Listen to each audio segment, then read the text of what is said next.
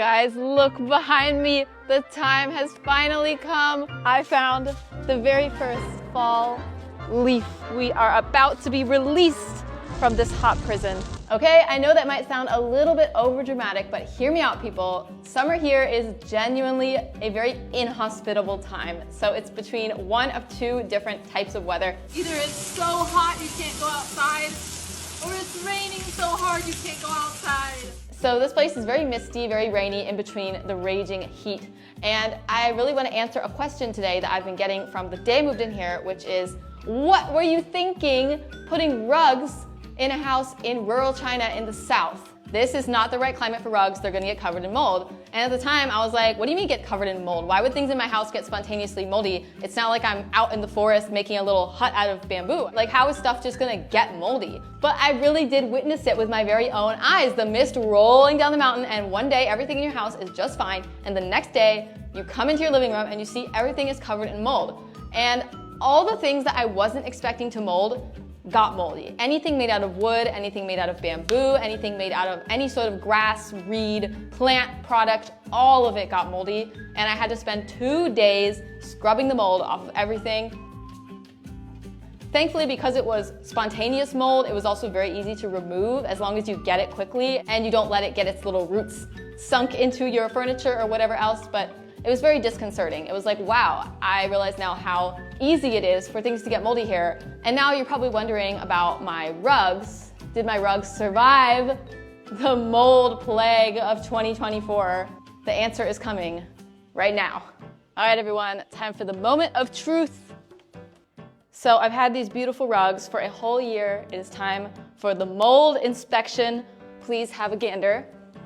My beautiful rugs are just as lovely as they were the day I brought them in here. And for those of you who are gonna be like, oh my God, you can't lay on the rug, it's dirty. My rug is not dirty because this is a shoe-free house, and also there's this amazing invention called a vacuum cleaner. You've gotta look into it, it'll change your life.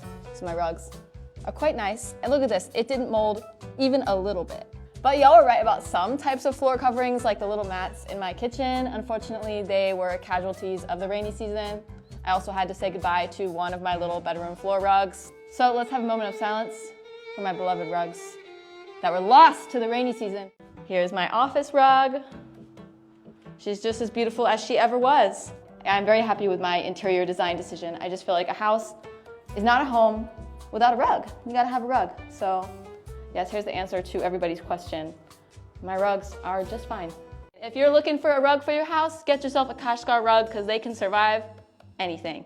No, this is not sponsored. I wish it was, but it is not.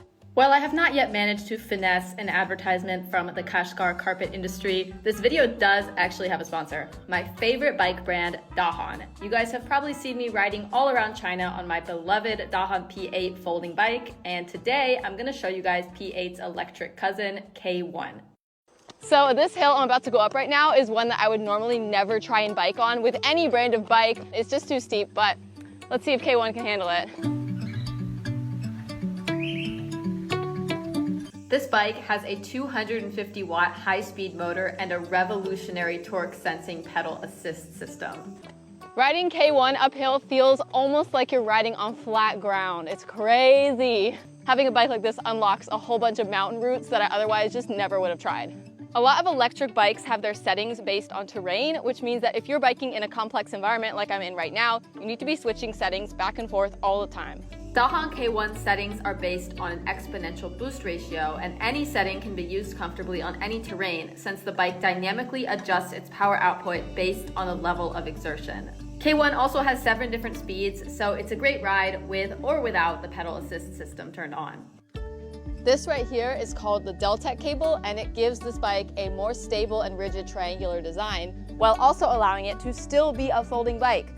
And if you're wondering where the battery is, it's actually right here in the seat. It's super convenient and easy to charge. Here's the cable right here in this little bag. You can just bring it right in your home and charge it directly instead of having to charge the whole bike. One full charge is enough to travel up to 100 kilometers on pedal assist. All in all, this is a great bike for traveling and exploring without stressing about tough terrain. Check it out at your nearest Dahan store if you're interested. And now, back to the vlog. So to sum it up about the mold situation, everything I expected to get moldy didn't really get moldy, and everything I was not expecting to get moldy did get moldy, and I guess that's just how life is, right? Life is full of surprises. But for the second part of this video, I'm gonna stop complaining about stuff because I do still really love living here. It just definitely threw me for a loop. The whole mold situation, that was wild. In between the rain and the heat and just generally being quite busy at work, I still did a lot of fun things this summer. I went swimming a lot. I went hiking, even though the hot mist made it feel like a sauna. I participated in the village nightlife. I made some new friends. 我的老婆们都在哪里？